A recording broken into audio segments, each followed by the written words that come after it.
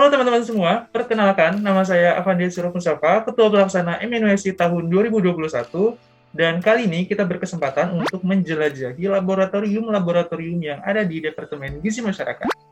Tapi sebelumnya bakalan ada penjelasan terlebih dahulu oleh Kania Imaniar selaku Ketua Himpunan Mahasiswa Gizi periode tahun 2020-2021. Yuk langsung aja ditonton. Masyarakat ini memiliki 8 laboratorium ditambah 1 sekretariat, yaitu terdiri dari di lantai 1 ada laboratorium kulinari dan dietetik, serta laboratorium klinik dan konsultasi fisik. Yang lantai 2 ada laboratorium percobaan makanan dan laboratorium analisis zat gizi serta biokimia gizi yang diperuntukkan untuk praktikum. Kemudian di lantai 3 ada laboratorium percobaan hewan, laboratorium antropometri, laboratorium instrumentasi, dan laboratorium uji sensorik atau organoleptik, serta laboratorium analisis zat gizi dan biokimia gizi yang khusus diperuntukkan untuk penelitian. Baik, langsung saja kita mengunjungi labnya.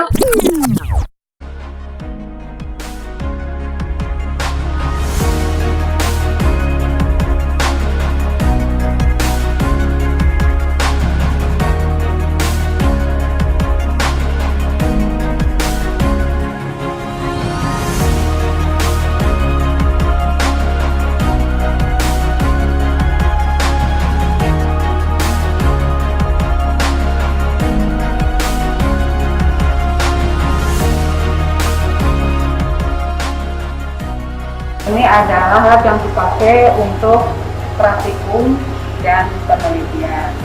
Praktikum yang menggunakan lab ini adalah praktikum ilmu bahan makanan, pengembangan produk untuk mahasiswa pasca sarjana, kemudian penilaian status gizi dan ilmu gizi dasar.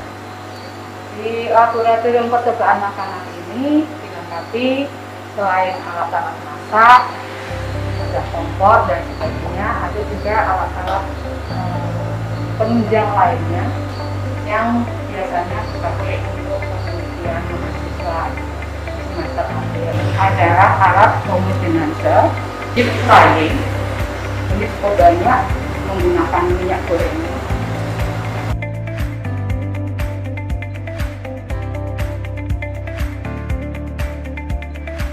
Adalah oven yang kita pakai untuk membuat roti atau pastry atau produk-produk roti. Ini ada kacanya, dilengkapi dengan kaca, jadi nggak perlu harus dibuka. Selain itu ada vacuum sealer. Kalau kalian punya produk ingin supaya lebih tahan disimpan, kita seal produknya dengan vacuum sealer ini. Ya, tekstur analyzer. Ya, dengan alat ini kalian bisa menilai produknya untuk uji kekerasan. Ya. Kemudian ini ada penetrometer. Selain tekstur analyzer, kita juga punya penetrometer.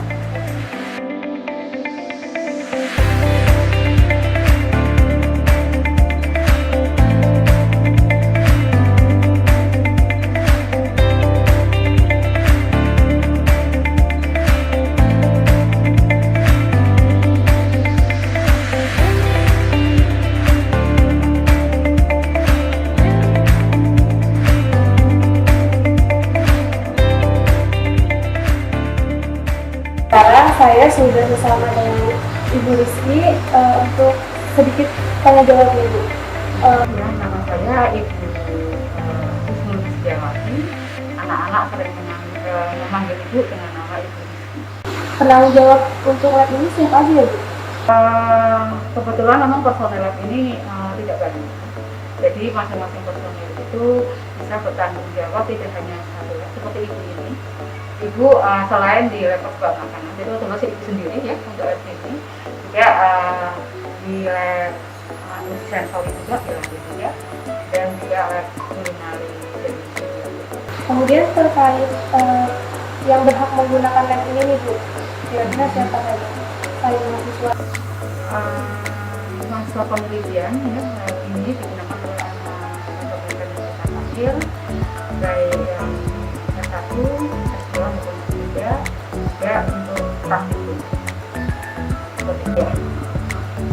kemungkinan anak-anak yang akan menggunakan lab ini harus pengetahuan.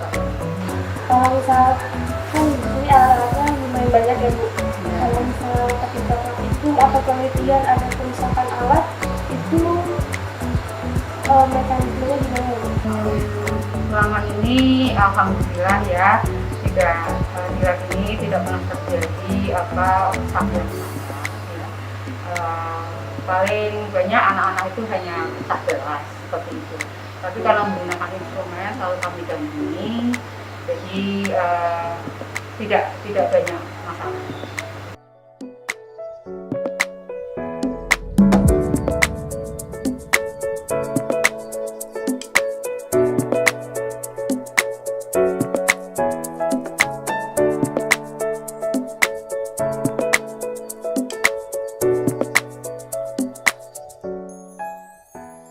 Ketika kita melakukan penyiapan bahan yang akan ditutup, dan untuk panelisnya itu masuk dari pintu luar sebelah sana, dia langsung menempati di mejanya masing-masing.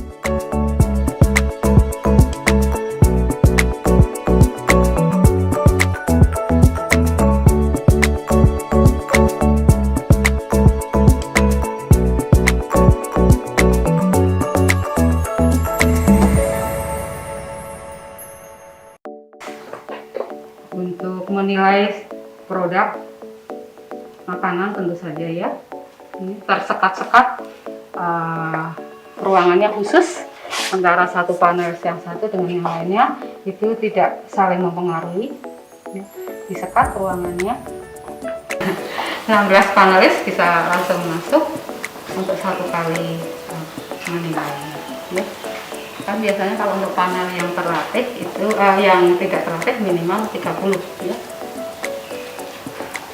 Tidak menggunakan banyak alat-alat karena alat yang dipakai untuk menilainya adalah indera kita. Di organoleptik di sensori kita punya piring-piring tertentu ya. Kemudian gelasnya juga gelas mungil-mungil.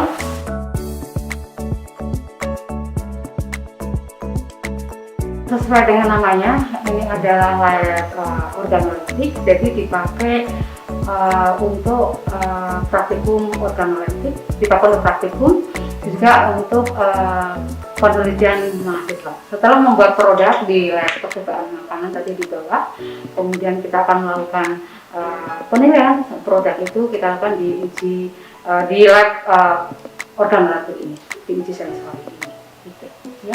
Jadi banyakkan memang yang memakai itu adalah mahasiswa penelitian, juga kita kadang-kadang terima juga sampel dari luar dari perusahaan. Untuk diuji. Karena personelnya sedikit, jadi satu personel seperti ibu ini merangkap, ya, selain di laboratorium kesukaan makanan, juga di laboratorium uji sensori ini atau organoleptik ini. Jadi mahasiswa yang akan menggunakan lab organoleptik itu harus mengisi kurang form ya, yang harus diisi kapan menggunakannya, jam berapa, dan kita juga mencegah jangan sampai bentrok dengan masalah. Lab ini juga harus dilengkapi dengan AC ya, suhu ruang ya, karena itu juga akan mempengaruhi penilaian dari panasnya tentang produk itu. Jadi suhu udara, suhu ruangannya juga harus dibuat senyaman mungkin. Senyaman mungkin.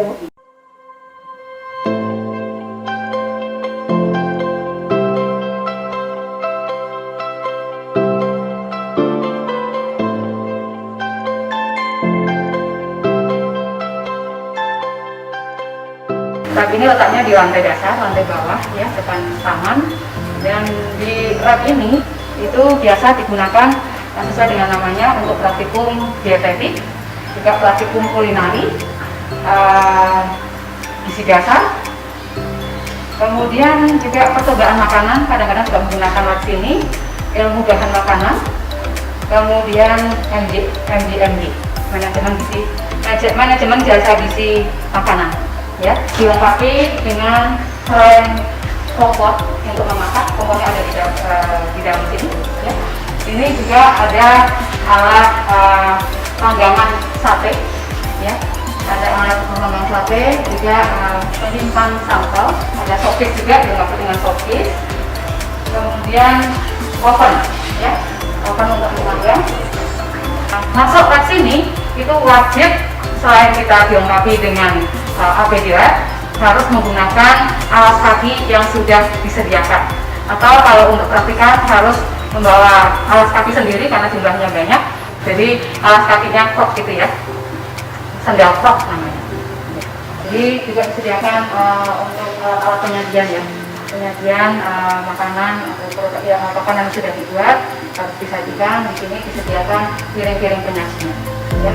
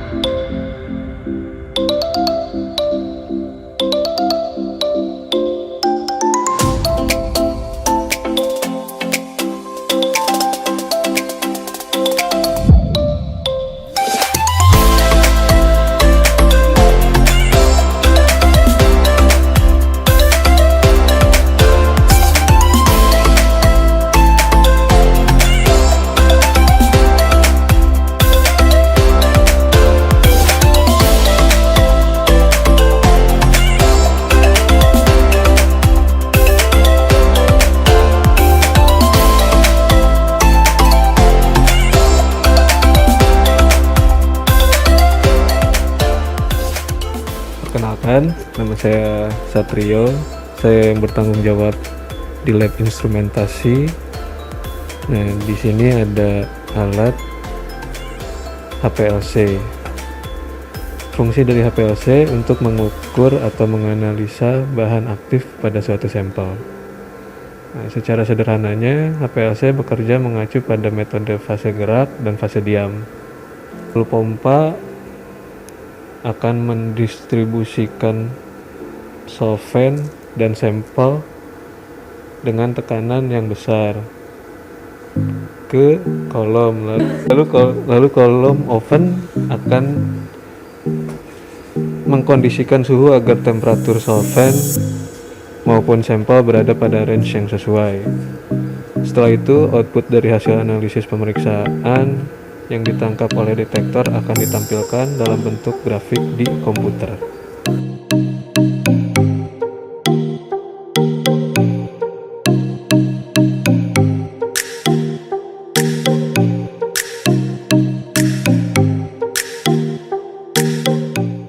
Yang berhak menggunakan lab ini mahasiswa-mahasiswa yang akan melakukan penelitian dan sudah izin penggunaan lab. Penanggung jawabnya di sini ada saya, ada Teh Ine, dan Bu Titi.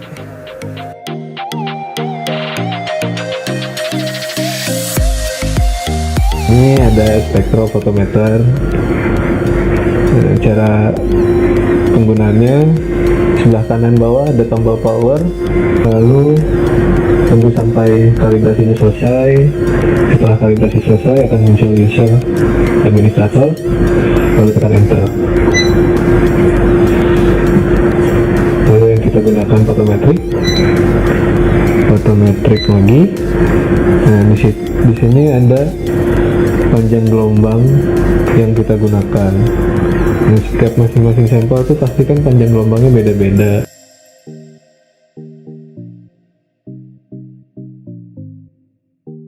Di sini bagian sampelnya, bagian depan untuk bagian belakang, bagian belangko. Nih, fungsi alatnya untuk mengukur absorbansi suatu sampel.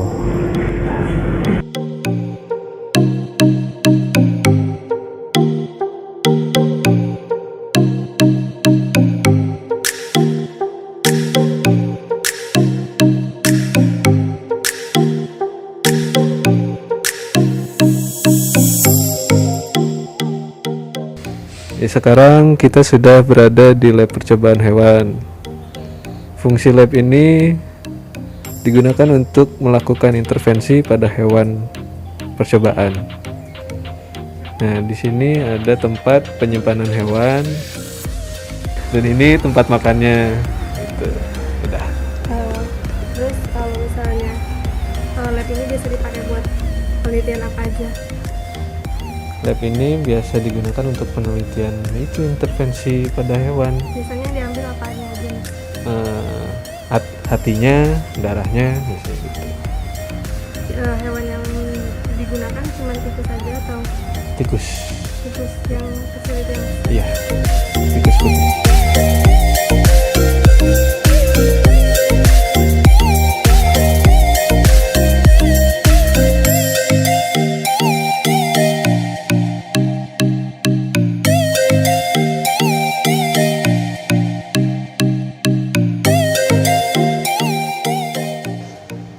Ini lab antropometri. Lab ini biasa digunakan untuk praktikum penilaian status gizi. Selain itu, biasa digunakan untuk penelitian mahasiswa.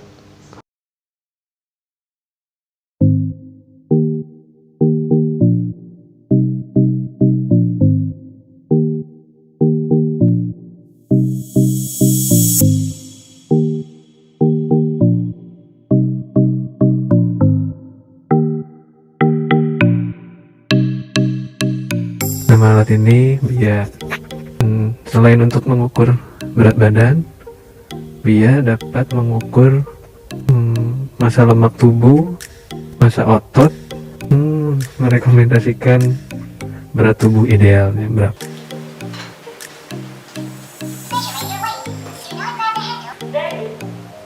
Place your heels on the. Place your thumbs on the oval electrodes. Keep your arms straight. Your arms must. The test is completed. Sekarang tinggal ditunggu saja hasilnya.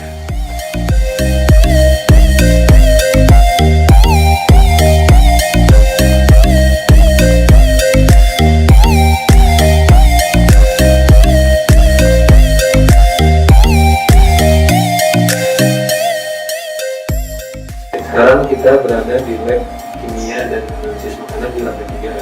Perbedaannya dengan kimia dan analisis makanan di lantai 2, di lantai 3 itu untuk mahasiswa penelitian, sedangkan di lantai 2 untuk praktikum. Maka dari itu di lantai 3 dipenuhi dengan alat-alat yang lebih modern dibanding di lantai 2 itu. Dan ini sekarang alatnya bernama SoftStack. Ini untuk analisis kadar lemak.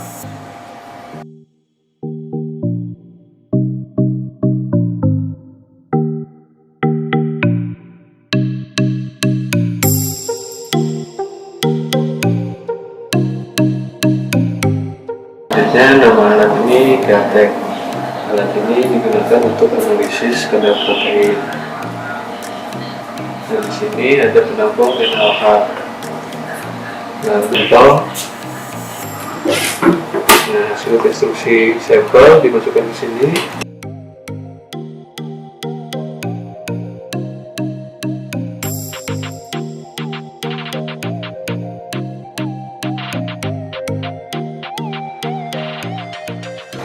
Dipanaskan dan sudah tercampur dengan NaOH.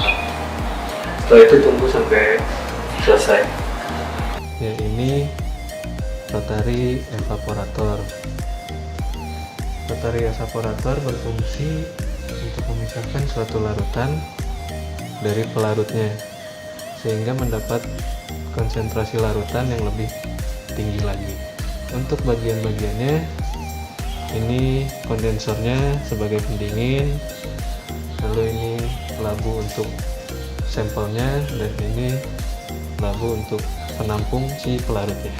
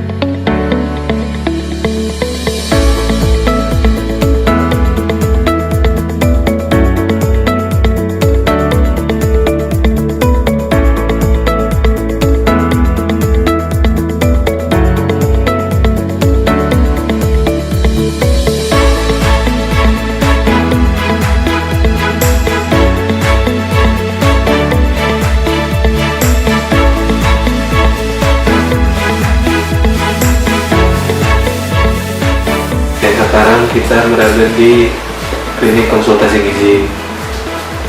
Sini biasa digunakan untuk mahasiswa penelitian dan praktikum. Nah, praktikumnya biasanya pendidikan gizi, penilaian status gizi, dan konsultasi gizi. Nah, untuk penanggung jawabnya di sini itu Mas Haris. Dan bila ada mahasiswa yang sakit, bisa ke sini.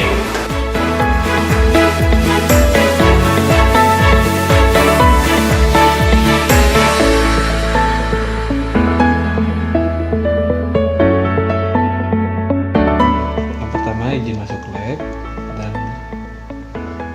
masing-masing jenjang pendidikan berbeda biayanya. Untuk izin masuk lab itu bisa ke Bu Titi atau Mbak Ina di lantai 2. Nah, lalu untuk meminjam setelah izin masuk lab selesai, itu bisa mengisi borang peminjaman alat atau lab di lantai 3 itu.